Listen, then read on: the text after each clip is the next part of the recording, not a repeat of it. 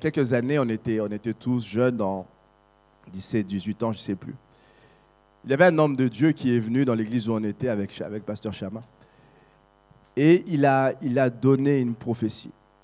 Il s'appelait Alouda. Je me souviens toujours de ce moment-là. Vous savez, dans un moment où vous êtes très loin de tout, et il racontait, il est venu lui dire des choses qu'il vit maintenant. Mais c'était il y a des années. Il y a quelques jours, on était en train d'en parler. Et moi, je me suis souvenu de ça. Je me suis même souvenu c'est tellement fort qu'il avait voulu l'écrire dans une lettre. Il avait écrit une longue lettre et puis il m'avait fait lire la lettre. Et c'était quelque chose d'extraordinaire, mais ça paraissait tellement loin. On ne voyait même pas un début de commencement. Et puis avec des années, on se dit, waouh, le Seigneur a accompli tout ce qu'il avait annoncé. C'était il y a 30 ans. Il y a 30 ans. Moi, je crois en un Dieu qui tient sa parole. On a un Dieu qui tient sa parole. Alors moi, quand je vois mon frère, c'est un ami, mais c'est avec beaucoup de respect qu'on l'accueille ce soir. Plus qu'un ami, c'est un homme de Dieu que le Seigneur utilise aux quatre coins du monde. Et c'est pour moi un honneur qu'il ait accepté de venir pendant ces moments de ce séminaire-ci. Je sais qu'il doit voyager aux quatre coins du monde, mais il a accepté de venir et pour nous, une grande joie. On va l'accueillir simplement avec joie. Le pasteur Chama, que le Seigneur te bénisse. Alléluia. Amen. Est-ce que vous êtes content d'être ici? Est-ce que vous êtes beaucoup plus content que moi? Je suis très content une fois de plus de revenir chez vous et j'ai toujours Arlon dans mes pensées. Et je sais que Dieu est en train de faire quelque chose qui va bientôt changer la vie de beaucoup de gens, pas seulement à Arlon, en Belgique, en Europe en général. Et vous avez été amenés par Dieu ici pour vous préparer pour ces réveils-là. Amen. Moi, je crois à un réveil européen. Je sais que bientôt, ça va se passer. Alléluia. Est-ce qu'il y a des gens qui croient en Dieu comme moi? Amen. Dieu fait des choses. Dieu fait des choses. Comme Zor a dit, je crois on avait 16 ans, quelque chose comme ça. Et une promesse de Dieu est une promesse de Dieu. Amen. Est-ce qu'il y a des gens ici qui ont des promesses de Dieu? Ah, je croyais que c'était seulement nous. Amen. Des fois, tu dois attendre. Et des fois, tu dois attendre des années. Mais la parole de Dieu s'accomplira. Amen. Il faut être patient avec Dieu. Il y a certaines choses que Dieu dit aujourd'hui, ça va se passer dans les années. Il faut être patient. J'ai appris à attendre de Dieu comme ça. Et j'espère que quelqu'un ici, tu vas être patient aussi. Amen. Nous sommes en train de continuer sur ces séminaires de la guérison intérieure. Mais aujourd'hui, je vais prendre une tournure un peu différente selon la direction du Saint-Esprit. Et je vais commencer... je ne sais pas si je vais appeler c'est la racine ou c'est l'auteur ou comment, mais je voudrais que nous tous nous puissions être sur la même page. Amen. Le ministère de Jésus dans les derniers jours est beaucoup plus important même que quand il était ici. Alléluia. Ce soir, je voudrais en parler tout le temps parlant de la guérison intérieure, mais je vais toucher un aspect de cette guérison intérieure que j'intitule souvent les portes d'entrée. Amen. Sûrement, vous êtes au courant que dans la nature, on ne tombe pas malade par hasard. Amen. Pour que quelqu'un puisse être malade, il doit avoir peut-être, il n'a pas bien contrôlé sa santé, il ne sait pas s'exercer, il y a des choses qu'il a fait, il a été empoisonné ou quoi que ce soit. Amen. La maladie ne vient pas comme ça seulement. Il y a toujours des raisons. Amen. Ce qui est vrai dans le naturel est beaucoup plus vrai dans le surnaturel. Amen. Dans Matthieu 6, c'est pas là où je devais être. Dans Éphésiens 6, verset 12. Éphésiens 6, verset 12. Amen. Alléluia. Je voudrais bien aimer que quelqu'un puisse m'aider à lire les versets. OK?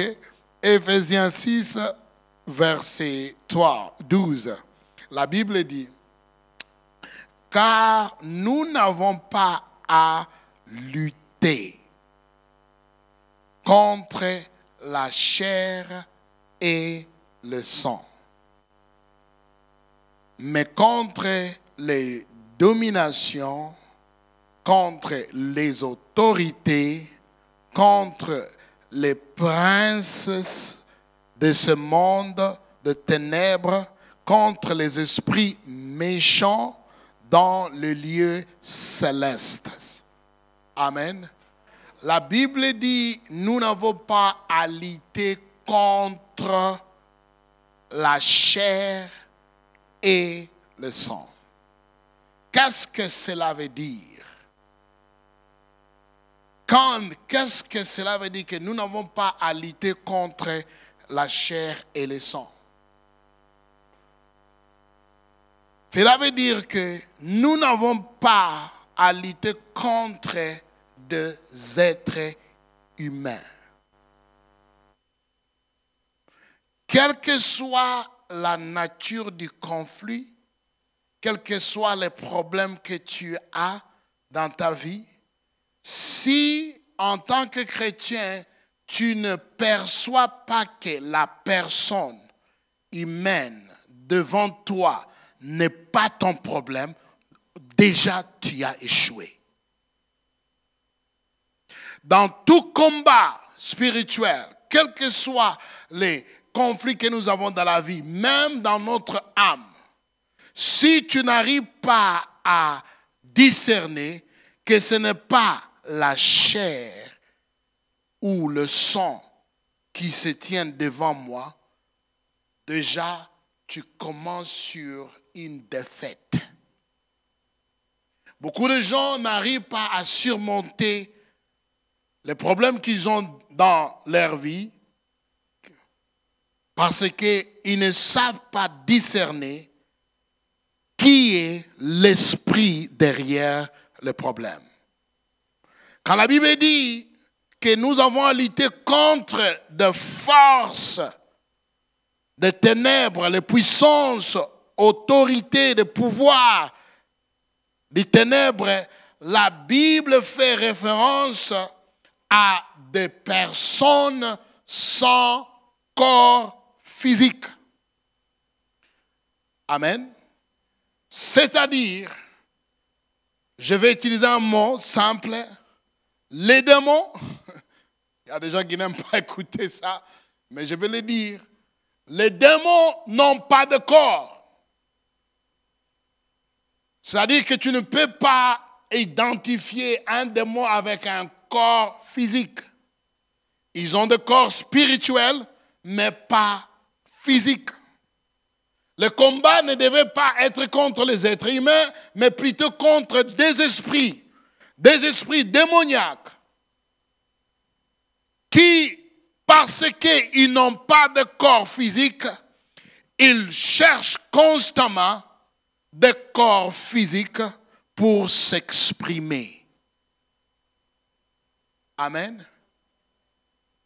Non, ce n'est pas que la personne a de la méchanceté contre toi. Il y a un esprit méchant qui est en train d'utiliser ce corps-là pour te montrer de la méchanceté. Amen.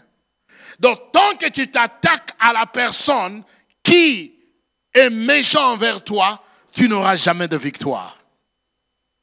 Les démons vivent dans le monde spirituel qui est invisible. Et quand Jésus, une fois, a chassé les démons d'un homme qui était possédé, un homme qui avait des démons, le démon dit, écoute, on va partir de cet homme, mais au moins donne-nous l'occasion d'aller dans ces cochons-là. Et la Bible dit que les démons sont sortis de l'être humain, ils sont allés aux cochons et les cochons ont pris la décision, vaut mieux mourir que de garder ces démons avec nous. C'est ce que la Bible dit. Jésus n'a pas envoyé les démons dans la mer. Ce sont les cochons qui disent ça. C'est quand un cochon dit que ça c'est sale, c'est-à-dire c'est vraiment sale. Je préfère aller mourir que de garder ces saletés avec moi. Amen. Donc les cochons sont partis, se sont jetés. Je suis en train de faire une introduction très importante. Et quelqu'un peut se dire, mais qu'est-ce que ça a à voir avec la guérison intérieure? La guérison intérieure, c'est la maladie de l'âme. Nous devons connaître qui est responsable de cette maladie-là pour que nous puissions avoir la victoire. Vrai ou faux? Qui sont les démons? Ce sont des esprits maléfiques, impurs, sans corps physique. Comment est-ce qu'ils travaillent? Ils séduisent, ils trompent, ils asservissent, ils torturent les gens, ils poussent les gens à faire du mal. Tout ce que l'homme doit faire de façon compulsive, déraisonnable ou abnormale, c'est souvent sous l'influence des démons. Il y a des hommes qui font des choses, tu te demandes, mais ce monsieur, il est fou. Non, il n'est pas fou, il est possédé. C'est plus que de la folie. Amen. Et quand on sait cela, on sait maintenant se défendre. Parce que si on continue à nous défendre dans la chair, nous n'aurons jamais de victoire. Il y a beaucoup de gens qui disent des blasphèmes, qui ont des désirs sexuels impossibles. Il y a des gens qui sont paresseux, même plus que la paresse elle-même. Il y a des gens qui ont des troubles de sommeil, qui mentent, on dirait qu'ils étaient engagés à mentir dans la vie. Il y a des gens qui sont comme ça, qui ont des troubles d'alimentation, ils ont des problèmes de sérieux. Et quand tu as affaire à des gens comme ça, c'est sûr, tu seras offensé. C'est sûr. Amen. Donc c'est pourquoi nous devons savoir comment est-ce que ces esprits travaillent. La Bible dit que le voleur ne vient que pour voler, tuer et détruire.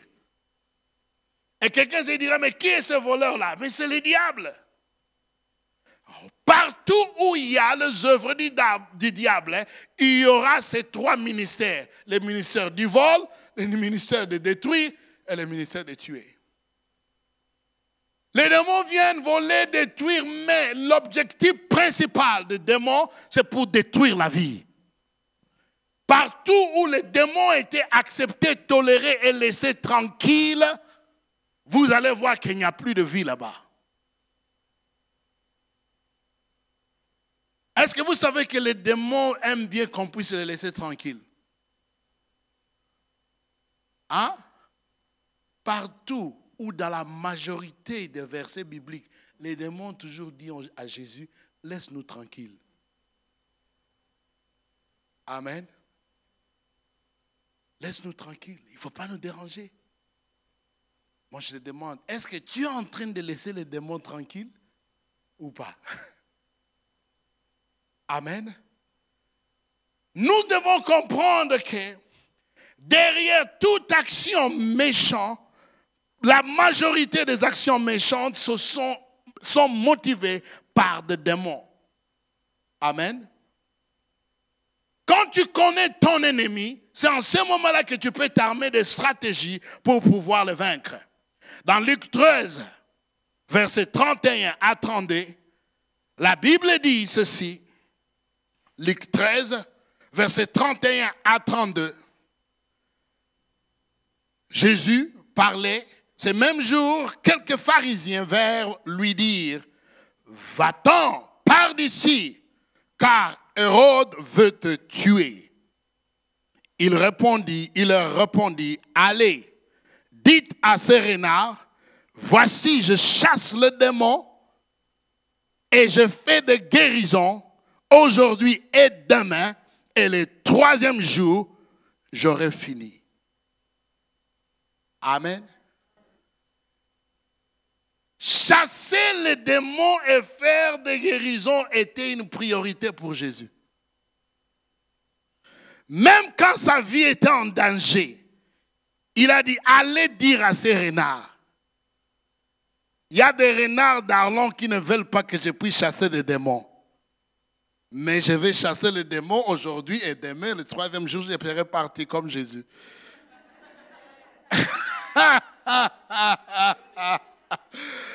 Alléluia. Non, je promets, il y a des renards qui ne veulent pas que tu puisses chasser des démons. Et ils vont te dire, il faut laisser les démons tranquilles. Il faut comprendre que chasser les démons était une priorité pour Jésus. Il a dit, vous pouvez aller dire à ce monsieur-là que je ne pars pas d'ici jusqu'à ce que j'ai fini. Je dois finir avec les démons. Amen. Pourquoi? Si vous voyez le ministère de Jésus, vous allez voir qu'il y avait 4 piliers dans le ministère de Jésus. D'après l'évangile, d'après Matthieu 4, 23 et 24, vous pouvez lire à la maison Matthieu 4, 23 à 24. La Bible dit Jésus allait partout en Galilée, il enseignait, il prêchait, il guérissait et il chassait des démons.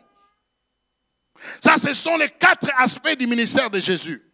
Quand vous voulez, sa renommée s'est répandue dans toute la Syrie, verset 24. On lui amena tous ceux qui étaient souffrés de malades et de douleurs de divers genres, des démoniaques, de lunatiques, de paralytiques, et il les guérissait. Amen. Jésus m'a dit, mon fils, si tu prêches, si tu enseignes et tu ne chasses pas les démons, tu ne guéris personne, tu n'as fait que 50% de mon ministère. Pour faire ce que Jésus a fait, on doit faire le ministère complet. Pourquoi on doit chasser les démons? Pourquoi? À l'origine, l'auteur de la majorité des souffrances de l'homme, il y a toujours des esprits démoniaques. Souvent, ce que nous souffrons, les gens disent non, il y a les esprits démoniaques, c'est en Afrique. Non, même en Europe, il y en a, ils sont seulement sophistiqués. Les démons sont partout. Partout, il y a des démons. Amen. Jésus dit, va, il a dit à ses disciples, il a dit, allez-y, allez prêcher l'évangile. Et voici les signes qui accompagneront ceux qui auront cru. En mon nom, le premier miracle que vous allez voir, vous allez chasser les démons. Deuxième, vous allez parler en langue. Aujourd'hui, les gens préfèrent parler en langue et laisser les démons tranquilles. Marc 16, vous pouvez lire Marc 16, verset 15, verset 17, Marc 16, verset 17. Voici les miracles qui accompagneront ceux qui auront crié en mon nom. Les chasser les démons, c'est un miracle. Ce n'est pas moi qui ai dit, ce n'est pas ma théologie, c'est la théologie de Jésus. Non, on a seulement besoin de miracles et de guérison, pas celui de chasser les démons. Peut-être pas ici, mais là où moi je suis en Afrique, je chasse les démons tous les jours. Alléluia. Pourquoi? C'est un miracle. Le plus petit de tous les miracles qu'un chrétien peut faire, c'est le miracle de chasser les démons. Alléluia. Et j'ai appris ça. Jésus a dit ceci, dans Luc 11, verset 20. Luc 11, verset 20. Mais si par le doigt de Dieu, hallelujah, the finger of God, mais si par le doigt de Dieu, je chasse le démon, cela veut dire que le royaume de Dieu est arrivé. 2 royaumes ne peuvent pas cohabiter sur un seul territoire. Il ne peut pas avoir 2 royaumes sur un seul territoire. Quand le royaume de la lumière arrive, c'est bye-bye au royaume des ténèbres. Un signe que le royaume de Dieu est en opération sur ces territoires, il n'y a plus de place pour des démons. Quand il y a des démons qui sont en train de circuler librement, c'est-à-dire qu'il n'y a pas encore le royaume là. Et si les gens se réunissent religieusement sans chasser les démons, c'est-à-dire qu'ils n'ont pas encore compris qu'est-ce qu'est l'évangile du royaume. Quand tu prêches l'évangile du royaume, un signe que tu es vraiment du royaume, c'est les chasser. Il faut les chasser. Dieu m'a dit ceci. Ici, à Arlon, il y a des démons sophistiqués. En Belgique, il y a des démons sophistiqués. Frère Christian, il faut chasser les démons. Zor, il faut chasser les démons. Alléluia.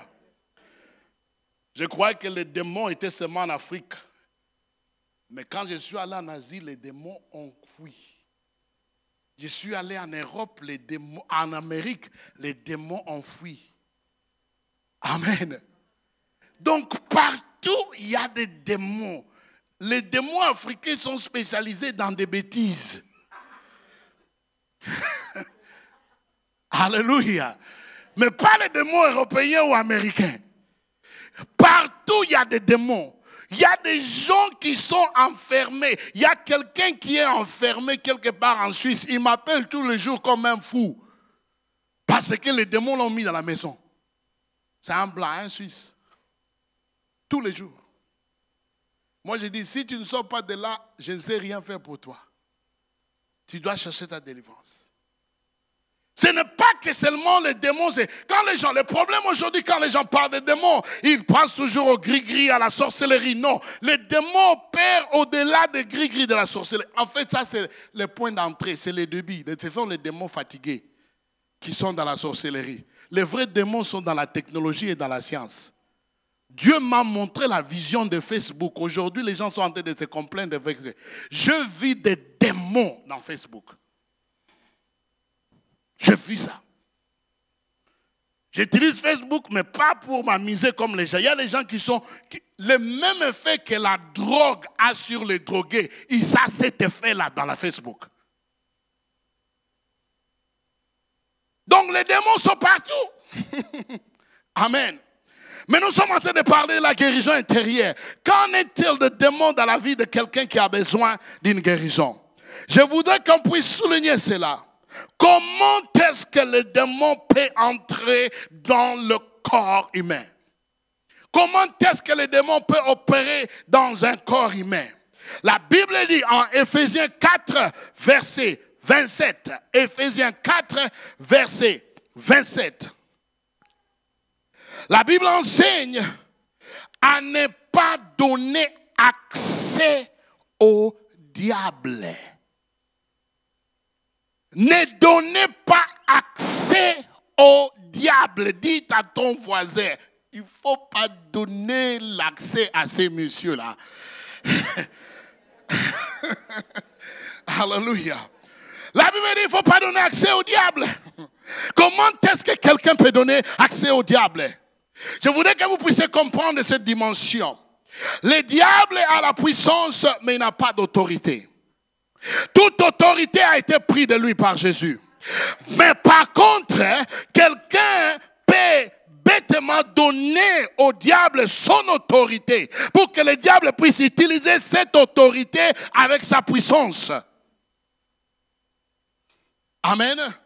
Beaucoup de gens sont confondus entre l'autorité et la puissance. Il y a des sorciers puissants en Afrique. Il y a quelqu'un qui voulait me tuer. Si Dieu ne m'avait pas envoyé, je serais mort. Il y a de la sorcellerie. Il y a des gris-gris. Il y a des gens qui peuvent te lancer un truc, comment on appelle ça? Une tonnerre. Même pas qu'il n'y a pas de pluie. Bah! Tu es parti.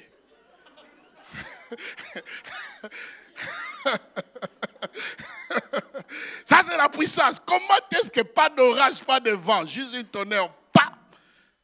Ça, c'est l'Afrique, pas en Europe. Je comprends. Mais il y a de la puissance. Il y a de la puissance dans la magie. Il y a beaucoup de puissance. Mais je voudrais que vous puissiez comprendre. La puissance, c'est une capacité spirituelle. L'autorité, c'est la permission d'utiliser cette puissance. Quand la Bible dit ne donnez pas accès, c'est-à-dire ne donnez pas au diable de l'autorité sur vous.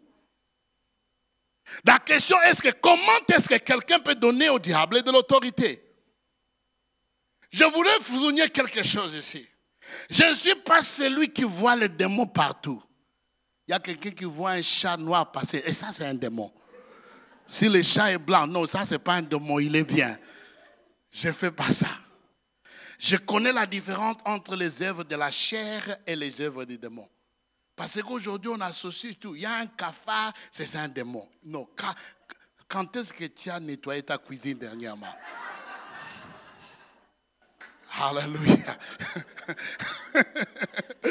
Il y a une souris. Ah, ça c'est un démon, c'est un démon. Il faut nettoyer la poubelle avant de conclure que c'est un démon. Amen. Je ne fais pas ça.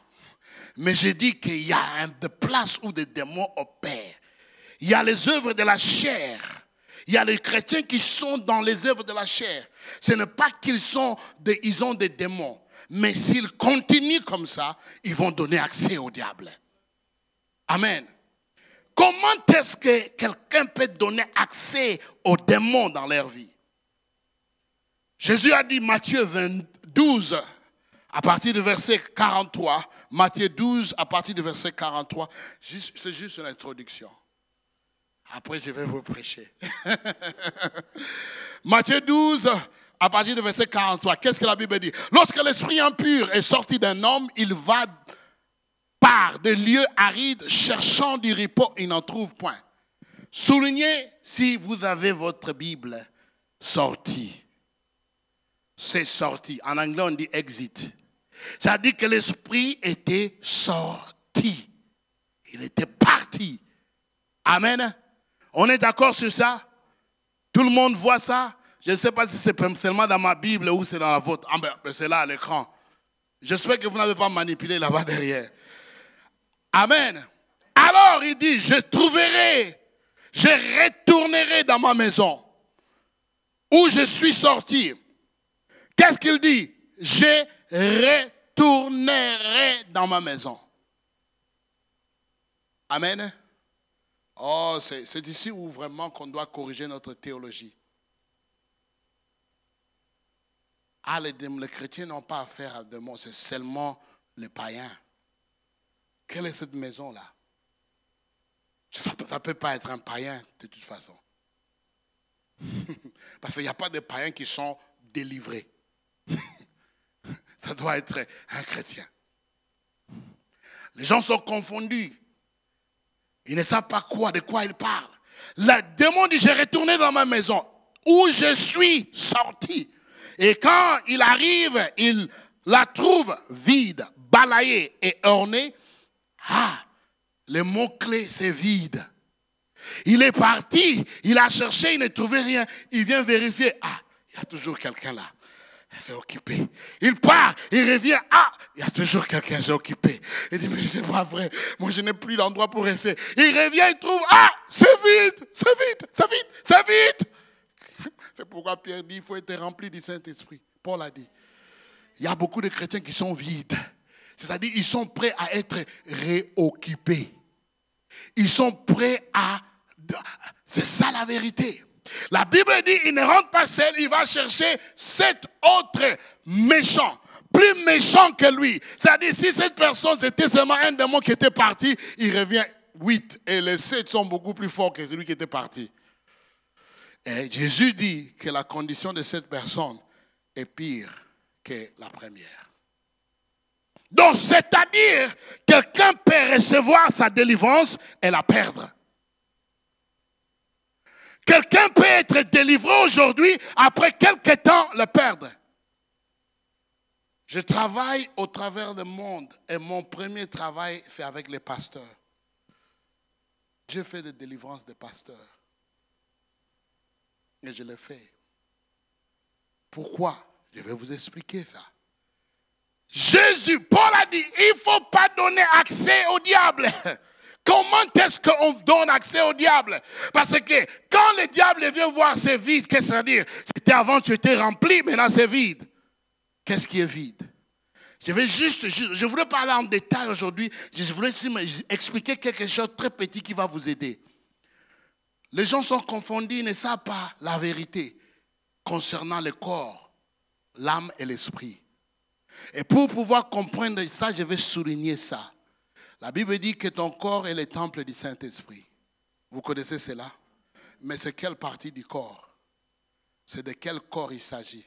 C'est le corps physique, l'âme ou l'esprit? Pour bien comprendre cela, regardons les temples physiques.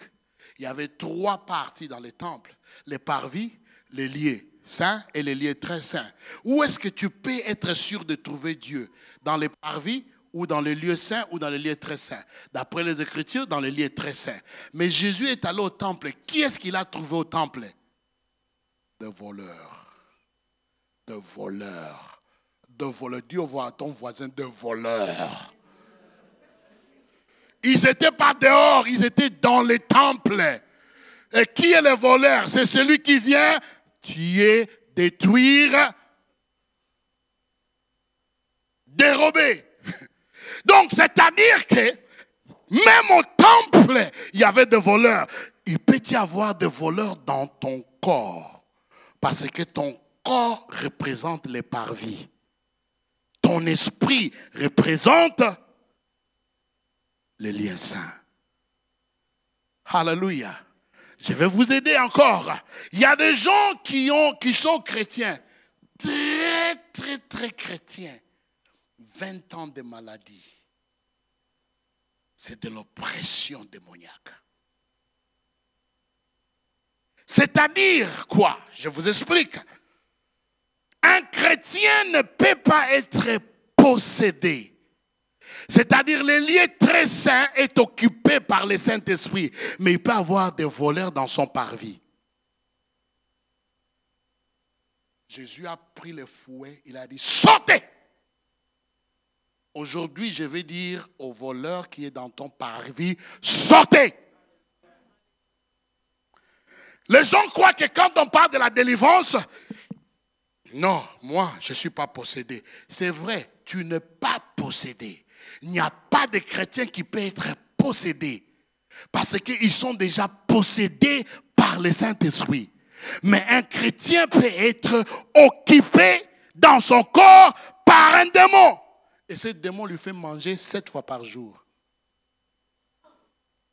Ce démon lui met devant la pornographie jusqu'à ce que quelqu'un va lui taper sur la tête.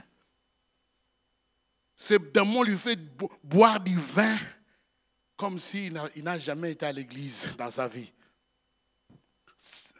Je suis en train de parler ici. Il y a des chrétiens qui sont en train de souffrir des histoires en cachette.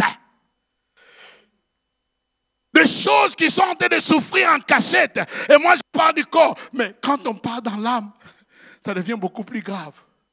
Il y a des chrétiens qui sont dans l'amertume. Il y a des chrétiens qui sont dans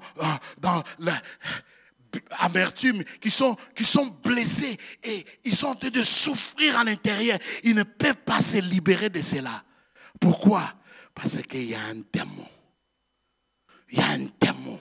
Il y a un démon de haine. Il y a un démon là. Est-ce que vous comprenez un peu ce que je dis ici? Donc, c'est-à-dire, quand on parle de la délivrance, on ne parle pas seulement d'être délivré d'une possession, mais d'être délivré d'une oppression. Qu'est-ce que l'oppression? Ça dit que tu es sous l'influence. Est-ce qu'il y a des gens bloqués en Europe? Est-ce qu'il y a des chrétiens qui sont bloqués en Europe? Quand quelqu'un tu es bloqué, tu fais tout blocage, il faut faire attention. C'est possible qu'il y ait un démon qui est en train de bloquer ton chemin. Oh, je ne sais pas à qui je suis en train de parler ici. Alléluia. Il y a des gens, je m'excuse, j'ai toujours dit aux Africains, les démons ne connaissent pas la frontière. Donc même si tu pars en Europe, les démons vont te suivre. Non, il n'y a pas de limite où les démons peuvent opérer. Les démons cherchent leur maison. Amen. Amen. Est-ce qu'on est d'accord sur ça? Voilà. Quand on dit comme ça, c'est-à-dire que si les démons peuvent sortir et retourner, c'est-à-dire qu'il y a des chrétiens qui, une fois, étaient complètement délivrés, mais parce qu'ils ont désobéi. Ils ont désobéi l'instruction divine. C'est-à-dire que notre désobéissance donne le diable le droit de retourner. Amen. Oh non, ici, non, seulement en Afrique, les chrétiens sont têtus, pas en Europe. Les chrétiens en Europe sont dociles. Tout ce que Dieu dit, ils le font. C'est seulement en Afrique. Amen. Alléluia. Non, la désobéissance donne le diable le droit de retourner. Quelqu'un qui désobéit a donné accès au diable de retourner où? Là où il était avant. Amen. Et je vais rapidement aller pour dire ceci. Nous avons fait de Satan, qui était détrôné, désarmé, illégal, détruit par Jésus à la croix, nous les avons fait légal à cause de notre désobéissance. Chaque fois que quelqu'un, un enfant de Dieu désobéit, il autorise Satan d'opérer. Dieu n'a jamais retiré sa puissance de Satan. Dieu a retiré l'autorité de Satan.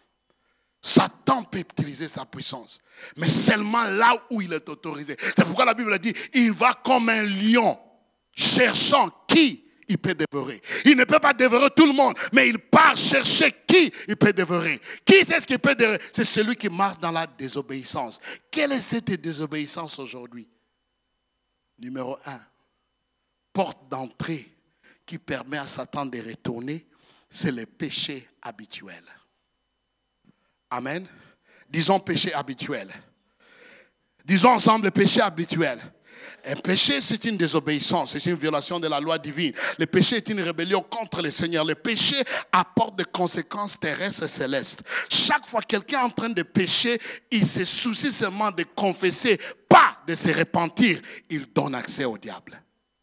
Il y a beaucoup de gens qui confessent, mais ils ne se repentent pas. Tu as menti hier, tu as confessé aujourd'hui, tu vas encore mentir ce soir et tu vas confesser demain. C'est-à-dire que tu n'as pas repenti de tes mensonges. Tu es en train de confesser. C'est-à-dire que comme tu ne changes pas, c'est un péché habituel qui donne accès au diable.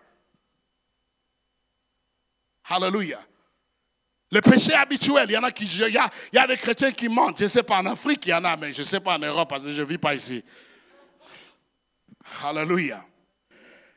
Quelle est cette mauvaise chose que tu fais en cachette, que personne ne connaît? Quelle est cette habitude que tu sais toi-même que ça, Dieu n'aime pas, mais je continue à le faire. Je demande à Dieu pardon, pardon, mais demain je le fais. Dieu pardon, pardon, je le fais. C'est ça qu'on appelle péché habituel.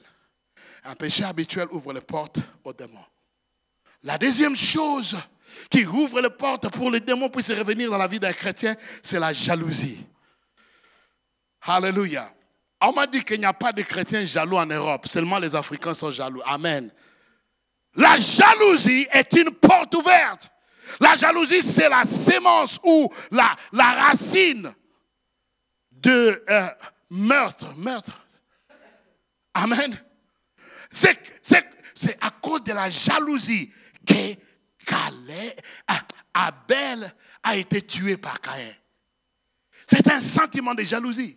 Oh non, dans l'église, il n'y a pas de jalousie. Non, il y a des gens qui deviennent jaloux parce que toi, le pasteur, t'a amené près de toi. Parce qu'ils sont encore loin du pasteur, ils deviennent jalousie. Il y a des gens qui sont jaloux parce que l'autre est en train de prêcher et celui qui ne prêche pas. Il y a des gens qui sont des jaloux, c'est à cause de la jalousie. Ils continuent à vivre dans la jalousie et à cause de cette jalousie-là, ils ouvrent la porte pour les démons. La jalousie tue. Beaucoup ont été tués à cause de la jalousie. Non, je n'ai tué personne. Oui, c'est vrai, peut-être que tu n'as pas tué quelqu'un physiquement, mais tes critiques, tes calomnies, tes diffamations l'ont déjà détruit. Aidez-moi, pardon. Dites Amen. Si cela vous bénit, dites Amen. La diffamation. Quand vous êtes jaloux de quelqu'un, son don, son succès, son talent, sa position, vous avez ouvert une porte à Satan. Satan identifie la jalousie comme lieu d'accès dans la maison où il était avant. La troisième chose, c'est là où on a parlé de hier. Les offenses et le manque de pardon. Si l'offense, Jésus a dit, ça doit arriver. L'offense, c'est nécessaire. Pourquoi? Il y a beaucoup de gens qui sont à côté de toi souriant parce que tu n'as pas encore fait de bêtises. Le jour où tu fais la bêtise, c'est là que tu vas voir leur vraie identité. S'ils sont avec toi ou ils n'ont pas été avec toi. Jésus dit que tu vas offenser les gens. Qu'est-ce que... Je ne sais pas comment le dire, mais je sais comment le dire en anglais. Mais c'est-à-dire que, je sais que je voulais dire que, c'est-à-dire que tu le veuilles ou pas, l'offense viendra. Si je ne t'ai pas encore offensé, attends, ça vient. C'est l'offense qui révèle la vraie nature des gens qui sont avec toi. J'ai toujours dit aux gens, mets du feu dans ta maison pour que les rats sortent. C'est seulement les rats qui sortent les premiers. Quand ils sentent le feu, ils disent on va mourir, on part. Mais les vrais amis vont t'aider à tuer le feu. Vrai ou faux? Mais quand le chrétien est offensé, c'est-à-dire qu'il a pris l'offense, à cause de cela, Dieu dit que malheur à ceux qui amènent l'offense. Mais par contre, quand tu es offensé, c'est-à-dire quand tu refuses de pardonner ton frère, tu as ouvert les portes pour que Satan puisse revenir. Est-ce qu'on est sur la même page? L'immoralité sexuelle. Tout acte sexuel en dehors du mariage est considéré comme un péché. Il y a même certains actes sexuels dans les mariages qui est devant Dieu de l'abomination. Il y a les gens qui se sont mariés, mais ils se sont mariés, ils n'ont jamais eu la délivrance de l'esprit sexuel, immoralité sexuelle. C'est-à-dire que dans les mariages, ils sont toujours en train de pratiquer l'immoralité sexuelle. Ce sont des gens qui sont plus purs que des cochons. Ce n'est pas le mariage qui amène fin à l'immoralité sexuelle.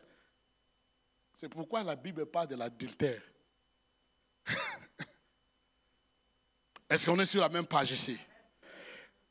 L'adultère, la fornication, l'homosexualité, la pornographie, la masturbation, l'abus sexuel, le sexe avec les démons, la bestialité ou sexe avec animal est pratiqué des fois par des chrétiens.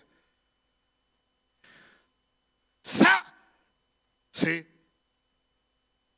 retour aux démons par l'autoroute.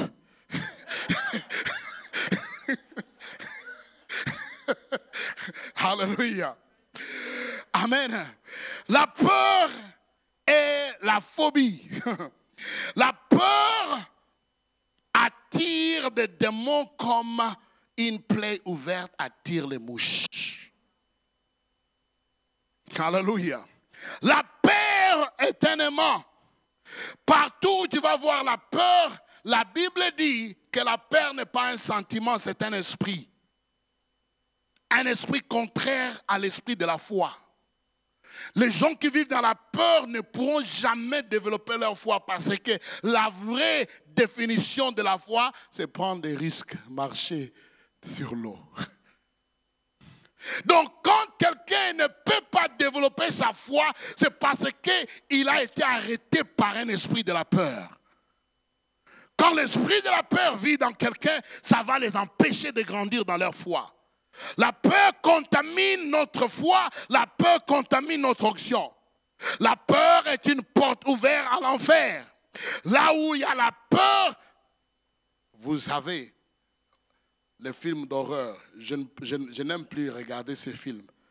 Parce que je ne voulais pas mon cœur puisse arriver à ces niveaux-là. J'évite seulement, je ne voulais pas m'effrayer. La peur, Job a dit, les choses que je craignais sont arrivées. Dieu l'avait protégé, mais il avait peur. Dieu le protégeait, mais il avait peur. Il avait peur de quoi? Peur de perdre ses enfants, peur de perdre ses affaires.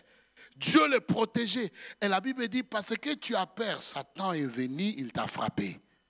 Il y a beaucoup de gens qui ont été affectés, carrière affectée, mariage détruit. Pourquoi? Parce qu'ils vivaient dans la peur. Comment faire face à la peur? Aujourd'hui, je voulais rapidement vous donner. Il faut toujours affronter à la peur à la racine. Il y a toujours une raison pour laquelle quelqu'un vit dans la peur. Si tu ne connais pas, lève tes mains devant Dieu, Seigneur, révèle-moi pourquoi j'ai peur. Tu vas voir une grande personne, plus grand que Zor. Quand il veut sortir la nuit, il amène un petit enfant. Accompagne-moi un peu. Sacrifice. Cet enfant-là, c'est un sacrifice. c'est une indication de peur. Il y a des gens qui ne peuvent pas rester dans une maison seuls. Ah non, ils vont appeler tout le monde. Allô, Ozawapi, tu es où? Allô, comment va, ça va? Ils vont faire tout parce qu'ils ne veulent pas les silences. C'est la peur. Amen. Quand il y a la peur dans la vie de quelqu'un, cela veut dire que la porte est ouverte pour les démons. Amen. Confrontez la peur à la racine. Traitez la peur. Traitez toutes vos pensées. Il faut, je ne sais pas c'est quoi, traiter, computariser toutes vos pensées. Il y a des pensées, quand ça vient de la tête, il faut dire, pas ici. Il faut ouvrir ta bouche et dire, pas ici. Va-t'en. Amen. Satan nous attaque avec des pensées qui vont produire la paix. Et quand on commence à entretenir cette peur-là, je suis allé voir mon docteur il y a 10 ans. J'avais un problème avec l'angine. Il m'a dit, non, tu vois, vraiment, on ne peut pas t'aider, il faut une opération. Moi, je dis, je ne reviendrai plus jamais ici. Je vous promets, ce docteur n'a jamais vu ma face jusqu'à aujourd'hui. Ça fait plus de 10 ans. C'est un docteur effrayant. Alléluia. Il y a des coins, il ne faut pas aller. Ils vont déranger ta foi. Amen. Est-ce que je suis en train de parler à quelqu'un ce soir? Affrontez la peur avec audacité. Gardez votre esprit en haut. Grandissez en amour. Alléluia. Grandissez dans l'amour. La Bible dit en 1 Jean 4, 18, on a vu le verset hier. La crainte n'a pas de place là où il y a l'amour. Amen. 1 Jean 4, verset 18. Tournez là. La crainte n'est pas dans l'amour, mais l'amour parfait bannit la crainte. Donc, c'est-à-dire quoi? Quand tu marches dans la crainte, cela veut dire que tu as échoué de marcher dans l'amour. Oh, j'ai peur de cet homme, il va me trahir. Il faut marcher dans l'amour. J'ai peur de ces messieurs ici, d'aller en faire les affaires. Il faut marcher dans l'amour. Il y a beaucoup de gens qui ont pris des décisions en fonction de leur peur. Ils se sont dit non, c'était de la sagesse. Non, ce n'était pas la sagesse, c'était la peur. Amen. Est-ce que je suis en train de parler à quelqu'un cette soir? La crainte, il faut la résister. Il faut résister à la peur. Ne vous laissez pas laisser. Quand vous avez des sentiments de peur, il faut ouvrir votre bouche et déclarer pas chez moi. Alléluia. J'ai dit qu'il n'y aura personne qui va vous effrayer ici. Alors. Amen. Les démons viennent quand quelqu'un vit dans la peur. Vous attirez les démons. Amen. Un autre point d'entrée des démons, ce sont les attaques à l'enfance, même dans l'utérus. Une fille est venue me voir à l'âge de 22 ans. Elle m'a dit, pasteur, je ne sais pas pourquoi, je pleure tout le temps. À l'école, on m'appelle cry baby. Bébé qui pleure. Tout le temps. Les gens se moquent de moi. Je pleure quand j'ai mangé, je pleure quand je n'ai pas mangé, je pleure quand je suis debout, je pleure quand je suis assis. Quand je dors, je pleure. Je me réveille en train de pleurer. Quand je pars, je reviens, je pleure. J'ai regardé la fille, j'ai dit, où est ta mère?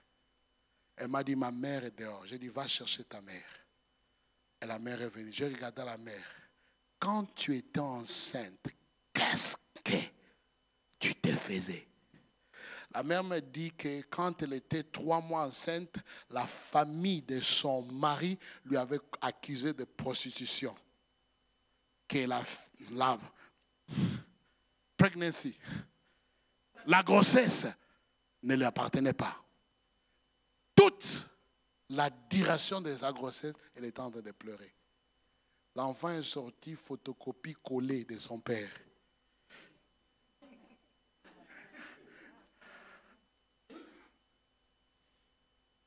Photocopie de son père, exactement comme ça. Les gens se sont tus. La maman s'est moquée d'eux. Mais l'enfant n'a jamais arrêté de pleurer. Parce que quand elle pleurait, l'enfant pleurait. Quand elle pleurait, l'enfant pleurait. Quand elle pleurait, l'enfant pleurait. Quand elle pleurait, l'enfant, pendant tout ce temps de sa grossesse. L'enfant ne savait pas pourquoi il ne pleurait, donc on va continuer à pleurer. Il y a des gens qui ont été attaqués. Je connais des gens qui, vraiment, si Dieu n'était pas là, vous ne serez pas ici. Peut-être que tu es ici. Je suis sûr que tu es ici. On a essayé de t'avorter. On a même fait le curettage. On croyait que tu étais sorti, mais tu n'es pas sorti. Tu t'es caché quelque part. Un enfant comme ça, quand il sort, il a ce sentiment-là de rejet. Il y a des enfants qui, on a prié, il y a même le pasteur stupide pastors. Hein, pasteur stupide, qui ont dit que c'était une fille. Et la personne est sortie un garçon. Et la personne sent que pour plaire à ma famille, je dois être une fille. Les démons disent non, on va te faire une fille. Écoute, accepte, on va te faire une fille, on va te faire marcher comme une fille.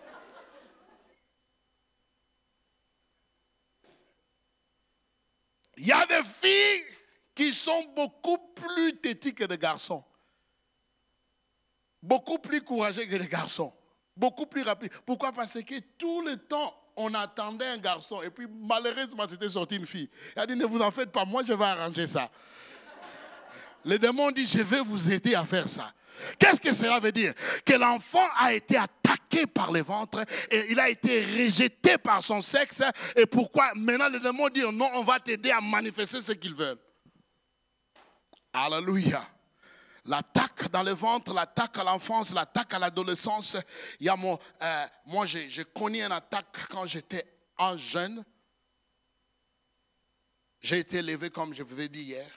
Un de mes tantes m'a dit, écoute, dans cette maison, toi, tu es deuxième classe enfant. À partir de ce jour-là, ce sont les caprices des enfants. Il n'y en avait plus. C'était mort. Bah! Je n'ai jamais fait de caprices. Demandez aux gens qui me connaissent.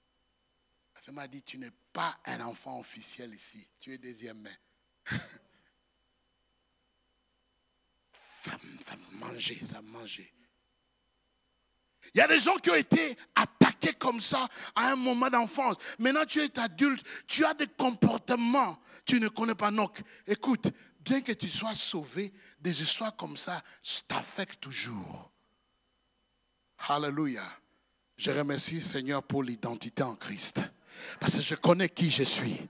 Personne ne peut changer cela. Je ne perds de personne. Je sais qui je suis en Christ. Alléluia. L'addiction, c'est ça, addiction, c'est moi, addiction, oui. Il y a des gens qui sont addicts dans la drogue, l'aliment, le chocolat, l'alcool, le sexe, le tabac et tout genre d'addiction, obsessive, compulsive. Qu'est-ce qui se passe? La majorité des gens qui ont d'addiction ont des problèmes mentaux. Il y a des gens, si tu dis quelque chose qui ne les plaît pas, ils vont aller acheter un chocolat. Alléluia. Amen. Certaines réactions des gens, c'est parce que cette addiction-là, c'est-à-dire que la personne a été touchée par le diable quelque part. Il y a des gens qui s'isolent. Ils disent non, moi je n'aime pas que les gens puissent me déranger. Non, ils ont un problème. C'est le diable qui les a isolés. Et s'ils ne sont pas aidés, ils vont développer des pensées suicidaires. Est-ce que je parle à quelqu'un ce soir? Amen. Les gens qui sont addictés, c'est surtout, qui ont des addicts, c'est parce qu'ils ont une faible estime de soi. Et tout ça, c'est le diable qui est en train de travailler. Et souvent, je fais des délivrances de gens qui, ça peut être choquant ici, mais si je vous explique à un autre jour, vous allez comprendre. Des gens qui ont des rapports sexuels en dormant. Ils dorment en train. Il y en a même qui ne sont pas seulement qui sont mariés. Ils savent, je suis marié quelque part. Quand je dors, je me vois marié. telle personne ne pourra jamais avoir un beau mariage dans la vie normale. Parce qu'il est marié à un démon. Souvent, ce sont des trucs que les chrétiens n'ont pas compris. Est-ce que les chrétiens peuvent avoir ce niveau de problème? Oui, ça c'est pour les chrétiens que je suis en train de dire. Un autre entité des démons, c'est l'autopitié ou l'apitoiement. C'est quoi l'apitoiement? Il y a des gens. Alléluia. Il y a des gens qui n'aiment pas changer. Ils ne cherchent pas un changement. Ils cherchent que ta sympathie. Ils veulent que tu puisses pleurer avec eux. Ils ne veulent pas que le problème puisse finir. J'ai prié pour quelqu'un là. Ils étaient guéris. Ils avaient crashes. Béquilles. Ils ont été guéris. Après la guérison, ils ont pris leur béquille. Ils disent, ça c'est l'argent. Si je te donne ça, je n'aurai plus mon argent de soutien du gouvernement. Il y a des gens qui aiment leurs problèmes. Ils sont seulement intéressés à ce que quelqu'un puisse savoir que j'ai des problèmes, c'est tout. Pas résoudre. Il ne faut même pas essayer de résoudre ça. Parce que si tu résous ça, tu as créé un grand problème. Ils aiment les problèmes. Alléluia. L'auto-pitié. Ils se nourrissent de la sympathie des autres. Ils ne prennent jamais des initiatives. Ils sont souvent jaloux. Ces gens ont ouvert la porte aux démons. Il ne faut jamais utiliser l'onction de Dieu sur base de l'autopitié. Si tu ne veux pas changer, ne perds pas mon temps. Si quelqu'un ne veut pas changer, il ne faut pas perdre ton temps. Il faut le laisser. Va vivre, le monde est à sauver. La meilleure façon d'aider les gens qui souffrent de l'autopitié, laissez-les tranquilles. C'est comme un enfant qui commence à pleurer pour rien. Il va arrêter. Alléluia. Comment deal avec l'autopitié? Il faut le laisser. L'autopitié, c'est une indication que le démon est assis avec cette personne. C'est une distraction officielle. Alléluia. Si tu veux être changé, venez, on va vous aider. Si tu ne veux pas changer, bye bye. Alléluia. Les liens d'âme. Amen. Les liens d'âme. Une autre porte d'entrée, les liens d'âme. Je voudrais un peu dire rapidement que lien d'âme, c'est une connexion ou union des âmes. Il y a des gens qui sont connectés. Il y a une femme, une fille est venue me voir dans une réunion. Quand elle est entrée, j'ai dit, pourquoi tu pars partout avec cet homme? Elle me dit, quel homme? Je vois un homme élancé près de toi, très maigre. Et regarde, c'est pas vrai. C'est le père de mon fils. On ne s'est pas vu à 7 ans. Moi, je dis, est-ce qu'il y a 7 ans, la vie a évolué? Il dit, non. Toutes les relations dans lesquelles je suis entré, ça n'a pas évolué. Moi, je dis, mais parce que tu es collé avec cet homme. Partout où tu pars, cet homme est là. Ce n'est pas dans le physique, c'est les liens d'âme. Quand il y a un lien d'âme avec quelqu'un, c'est là où ta vie fait arrêter. Il y a des gens qui ont des liens d'âme avec les ex-époux, ex-amis, boyfriend, comment on dit ça, copain, copine. Donc ça dit que même le monsieur qui vient là, il peut être le plus beau, le plus gentil, le plus... the best of all best men, donc le meilleur de tous les meilleurs. Tu ne verras pas jamais cela parce que tu es collé à ton ex. Quand quelqu'un a des liens d'âme, il ne pourra pas évoluer. Pourquoi? Les liens d'âme, Satan utilise les liens d'âme pour te bloquer dans ton passé. Alléluia. Donc, c'est-à-dire que là où il y a les liens d'âme, Satan dit, cette personne ne va pas évoluer. Amen. Est-ce qu'on est sur la même page là? Alléluia. Des fois, les liens d'âme peuvent être établis, pas seulement avec les gens, avec des animaux. Il y a des liens d'âme qui sont établis avec des organisations. Il y a des gens qui sont ici à parole d'espoir, mais ils sont toujours dans leur église d'où ils viennent. Le corps est ici, ma l'âme est là-bas, là où ils étaient avant. Une année, la même chose. 2 ans, ils n'ont jamais évolué.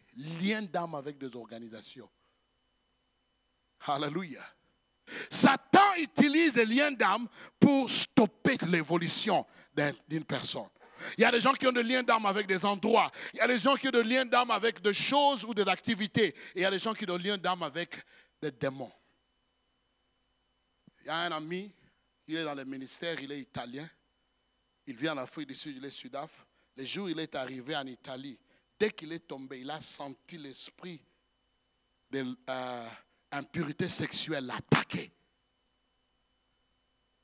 Sa famille est dans la débauche jusque-là. En Afrique du Sud, il vit comme un homme de Dieu.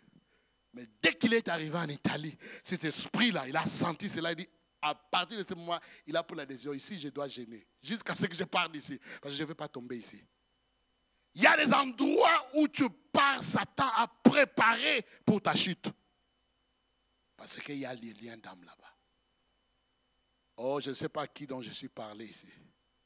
Alléluia. Praise the Lord. Quand nous avons abandonné, nous abandonnons à quelqu'un, nous établissons. Quand tu t'abandonnes à une personne, tu établis un lien d'âme avec cette personne. C'est pourquoi il faut t'abandonner à Christ pour casser tous les liens d'âme avec d'autres personnes. La personne à qui tu t'abandonnes, la personne à qui tu te soumets, c'est à cette personne-là que tu établis un lien d'âme. Et cet lien d'âme-là, c'est l'œuvre de Satan pour t'empêcher d'évoluer dans la vie. David avait un bon lien d'âme avec Jonathan. C'est-à-dire, il y a des liens d'âme qui sont positifs. Mais généralement, par là, Satan connaît les principes. Il utilise les liens d'âme pour nous freiner, nous bloquer, nous empêcher d'évoluer. Aujourd'hui, les liens d'âme vont casser. Je dis, ils vont casser. Ça va casser aujourd'hui. Il faut les casser aujourd'hui. Amen. Les liens d'âme sont souvent à l'origine de la dépression, des obstacles à la transformation, ce sont toujours à l'origine des délais dans nos vies et un ralentissement dans notre croissance spirituelle. Amen. L'incapacité de connecter avec ta nouvelle vie, avec les nouvelles personnes, avec tes nouvelles réalités de ta vie, là où Dieu te plante. L'incapacité de les connecter avec des gens est souvent à cause des liens d'âme du passé. C'est pourquoi je dis aujourd'hui, ça doit casser. Ça doit casser. Amen. La sorcellerie. L'équivalent de la sorcellerie, c'est l'occulte. La science d'obtenir le pouvoir, la domination. Je vais sauter ça. Marcher dans la chair.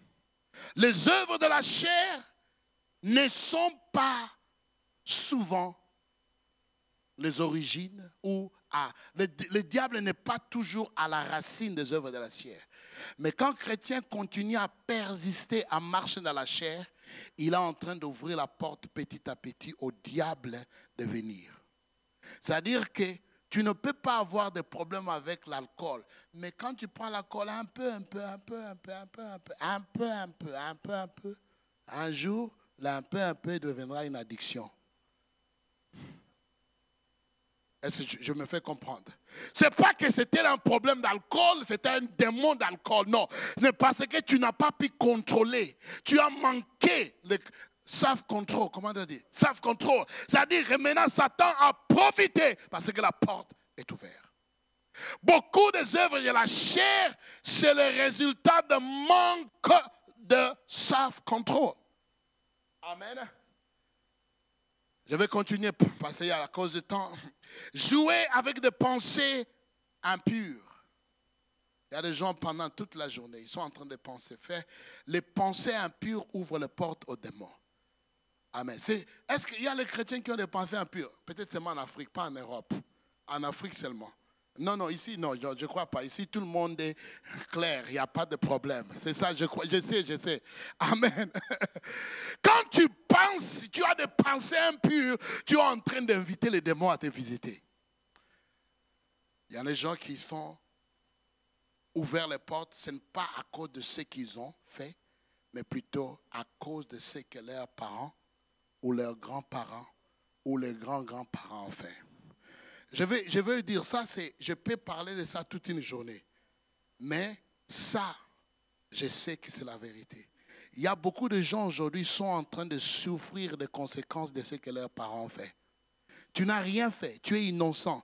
Mais parce qu'il y a l'esprit qui était entré à cause de ce que tes parents ont fait dans ton lignée sanguine, il est en train de réclamer que tu m'appartiens.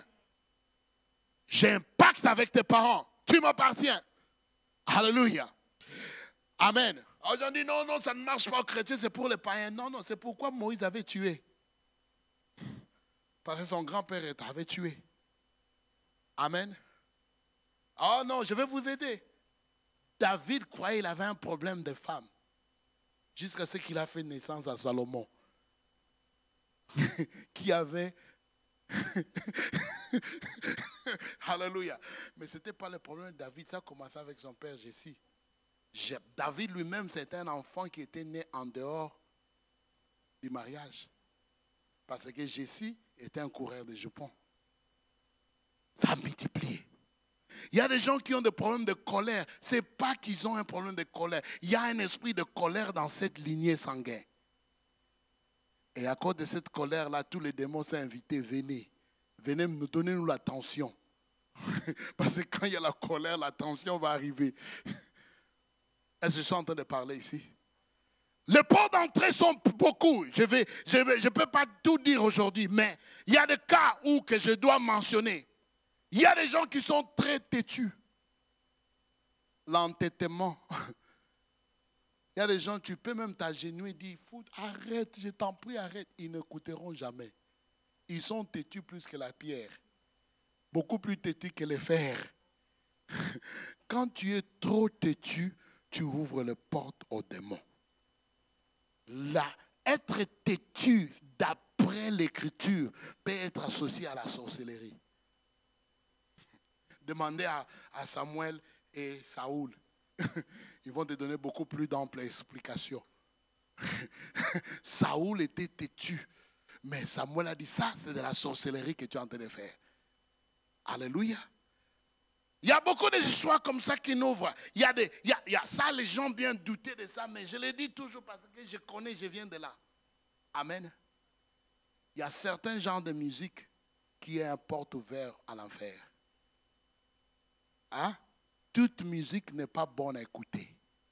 Il faut faire très attention. Un jour, j'étais dans mon bureau en train de travailler. À l'époque, je me suis retrouvé en train de chanter les chansons du monde que je n'ai pas choisi de chanter. Parce que la radio était là en train de jouer tout moment. J'ai capté un jour, j'étais dans ma douche, j'étais en train de chanter. J'ai dit, qu'est-ce que je chante? C'est alors que j'ai compris que non, à partir d'aujourd'hui, quand je pars au bureau, je vais avoir des écouteurs. Je dois choisir quoi écouter. Alléluia. Il y a beaucoup de portes d'entrée, mais celui-ci, je suis sûr que c'est là où je vais m'arrêter à cause du temps aujourd'hui. Le stress. Dis ton voisin stress. Come on, dis stress. Non, je suis sûr que seulement les Africains ont des stress, pas les Européens. Alléluia. Amen. Est-ce que vous êtes d'accord avec moi? Pourquoi nous stressons? Souvent, je ne dis pas que tous les stress sont démoniaques. Souvent derrière les stress, il y a le diable. Satan sait comment est-ce que les stress peuvent faire des dégâts dans la vie de quelqu'un. Il y a beaucoup de causes de stress dans la nature. La dette. Il y a des gens qui sont trop endettés. Il faut payer les dettes, sortir des dettes. Il y a des gens qui travaillent trop. Amen. Il y a des gens qui sont en train de trop. Ils n'ont pas de repos. Ils s'inquiètent beaucoup. Amen. Mais c'est quoi la réalité du stress? Le stress, c'est plutôt une différence entre ce qu'on entend et la réalité. Les gens sont stressés parce que notre réalité, ce n'est pas comme ce qu'on veut. Quand il y a une différence entre ce qu'on veut dans notre vie et ce qu'on est en train de vivre, c'est en ce moment que le stress arrive. Mais moi, je vais te dire, quelle est la vraie raison? Les gens se stressent pour pouvoir vous aider à garder votre délivrance. Pour moi, la première raison pour un chrétien déstressé, c'est le manque de vie de prière. Manque de vie de prière. Quand tu sais tout donner à Jésus, c'est difficile que Satan puisse t'amener des stress. Parce que ce n'est plus ton fardeau. Amen. Tu as pris ton fardeau, tu as donné. Pourquoi tu vas porter ces fardeaux-là? Parce que tu as déjà transmis à Jésus. Amen. Alléluia. Oui, il y a beaucoup de stress, mais la raison pour laquelle nous sommes en train de stresser, c'est manque de prière. Amen. Il y a le stress à cause de problèmes familiaux. Il y a le stress, tu passes chez le docteur, comme mon docteur, comme j'avais dit, là j'ai dit, ici, je ne reviens plus parce que je sais, quand je viens ici, ça va stresser ici. Je ne viens plus, je pars. Amen. Alléluia. Et je n'ai jamais eu d'opération, je suis bien. Amen. Alléluia. Des maladies surprises, trop occupées, manque de repos, manque de temps, tout ça, ça crée des stress. Et il y a des gens, à 30 ans, tu as l'impression qu'ils ont 70 ans. Pourquoi? Stress.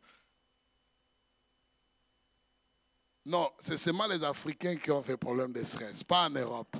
Alléluia. Aujourd'hui, je viens vous dire que quand on parle de la guérison intérieure, souvent, nous voulons attribuer les problèmes au prochain qui nous a blessés, qui nous a fait du mal. En réalité, ce n'est pas la personne, c'est le diable qui est derrière la personne. Et si on ne fait pas attention, nous ne pourrons jamais avoir de victoire permanente. Je suis venu dire à quelqu'un ce soir, Jésus a dit, chassez les démons. Chassez les démons. Chasser les démons. Pourquoi? Parce que Jésus sait que les démons sont à l'origine de tous les problèmes de l'homme. Quand Dieu a créé Adam, tout était beau. Tout était bien. Mais quand Satan est arrivé, tout était abîmé. Je n'ai pas de problème avec toi. Oui, Satan m'a utilisé, mais je n'ai pas de problème avec toi. Le vrai problème, c'est le diable. Quelle est la solution? La solution, c'est la délivrance. Il y a des gens, la Bible dit, quand on rentre dans ces versets-là, ils ont amené des démoniaques, il a chassé les démons et les gens étaient guéris. Il y a des gens qui cherchent la guérison intérieure et disent, prie pour moi. Oui, je peux prier pour toi, mais tu ne seras jamais guéri.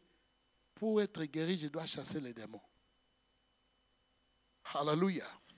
Aujourd'hui, je suis convaincu d'une chose, qu'il y a quelqu'un ici qui doit faire un choix. Quel est le choix? Je rentre à la maison avec mes démons ou je dois être libre. Alléluia. Pourquoi les gens perdent de la délivrance? Les gens perdent de la délivrance à cause, des fois, il y a des manifestations. Il n'y a pas toujours de manifestations. Des fois, il y a des manifestations.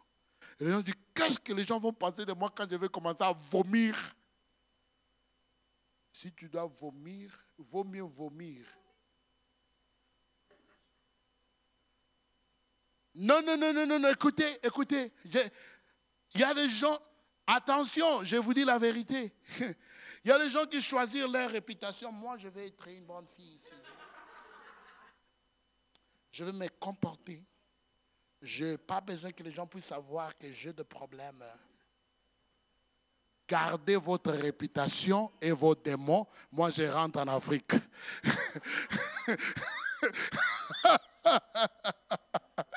Alléluia.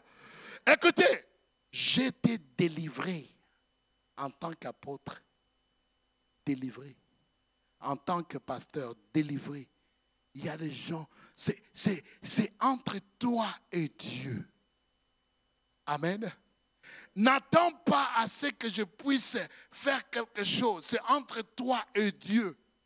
Si tu choisis, je ne sais pas, mais j'ai donné beaucoup de points ici.